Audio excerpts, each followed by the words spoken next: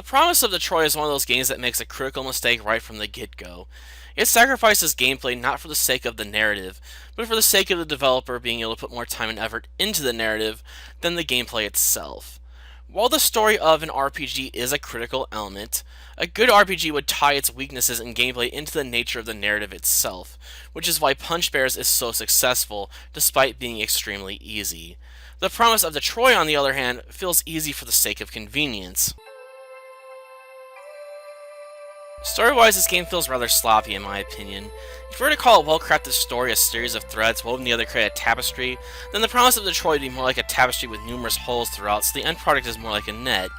Yes, both will undoubtedly catch the audience's attention, but the Promise of Detroit feels like it catches my attention because of its flaws, rather than because of its strengths. One of the best examples of the flawed nature of the narrative is how inconsistent Shell's powers are. In the opening scene of the game, she manages to resurrect someone that she killed on accident upon her arrival in the world of Fontaine. But later on in the narrative, she is unable to cure someone of a deadly toxin. If Shell can bring back the dead, a skill which would give her godlike healing abilities, then it should be well within her power to cure the terminally ill. This isn't to say the narrative is all bad either. The game clearly wants to address ideas like the inescapable nature of fate versus free will, or what it means to truly be human. Though for me personally, the game never feels like it offers any sort of closing statement about either idea.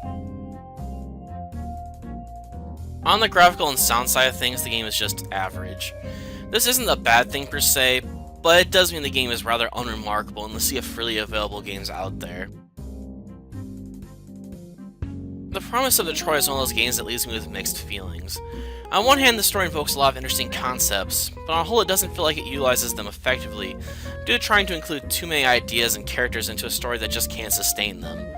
As such, I can't recommend this game to people in its current state, but I do think it has a lot of potential.